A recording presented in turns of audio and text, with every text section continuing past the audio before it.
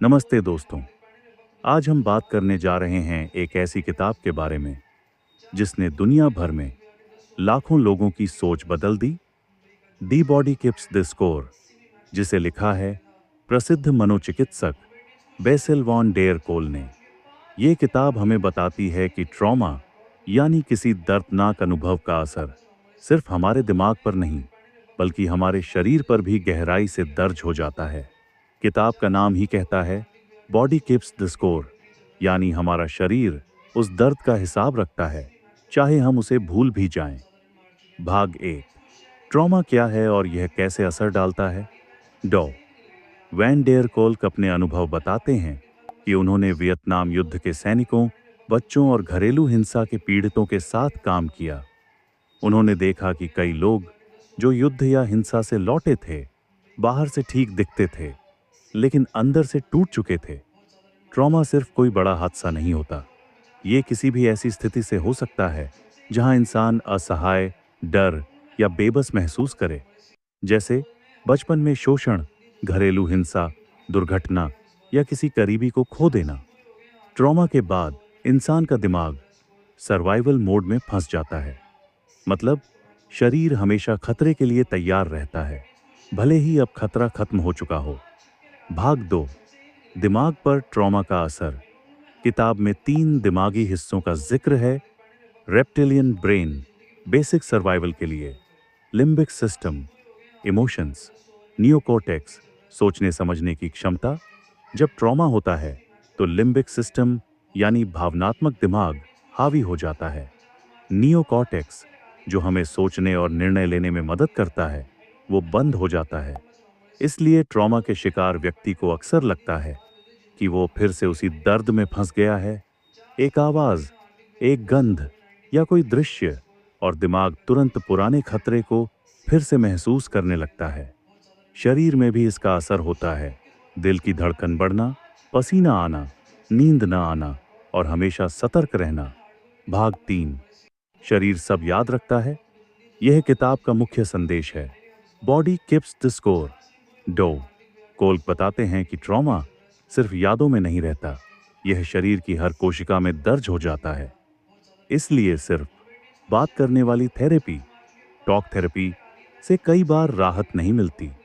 कई मरीजों को अपनी कहानी याद भी नहीं रहती, लेकिन उनका शरीर लगातार डर या तनाव में रहता है। यह ऐसे है जैसे कंप्यूटर में कोई बैकग्राउंड प्रोग्राम लगातार चल रहा हो और पूरी सिस्टम की स्पीड घटा दे। भाग 4, ट्रॉमा से बचना बनाम ट्रॉमा को महसूस करना। कई लोग ट्रॉमा से बचने के लिए नशा करते हैं, खुद को काम में डुबा लेते हैं या दूसरों से दूरी बना लेते हैं, लेकिन इससे राहत अस्थायी होती है। डॉक्टर कोल कहते हैं कि हीलिंग का पहला कदम है अपने शरीर और भावनाओं से दोबारा जुड़ना, क्योंकि जब हम दर्द से भागते हैं तो हम अपनी भावनाओं से भी कट जाते हैं। भाग 5, हीलिंग के रास्ते। यह किताब सिर्फ समस्या नहीं बताती बल्कि साइंटिफिक और प्रैक्टिकल समाधान भी देती है। एक, सेफ्टी और रिलेशनशिप हीलिंग की शुरुआत तब होती है जब इंसान खुद को सुरक्षित महसूस करता है, चाहे वो किसी भरोसेमंद व्यक्ति के साथ हो या किसी थेरेपिस्ट के साथ। 2, बॉडी बेस्ड थेरेपीज। कई बार शरीर को शामिल किए बिना दिमाग ठीक नहीं हो सकता, इसलिए लेखक योगा, ब्रीदिंग एक्सरसाइज और माइंडफुलनेस को बहुत महत्व देते हैं। ये शरीर को सिखाते हैं कि अब खतरा खत्म हो चुका है। 3, EMDR, eye movement desensitization and reprocessing. यह एक वैज्ञानिक तकनीक है जिसमें आंखों की मूवमेंट के साथ पुराने दर्दनाक अनुभवों को रीप्रोसेस किया जाता है। इससे दिमाग उस ट्रॉमा को नई तरह से समझता है और दर्द कम होता है। 4, न्यूरोफीडबैक। यह तकनीक दिमाग की इलेक्ट्रिकल एक्टिविटी को रियल टाइम में मापती है।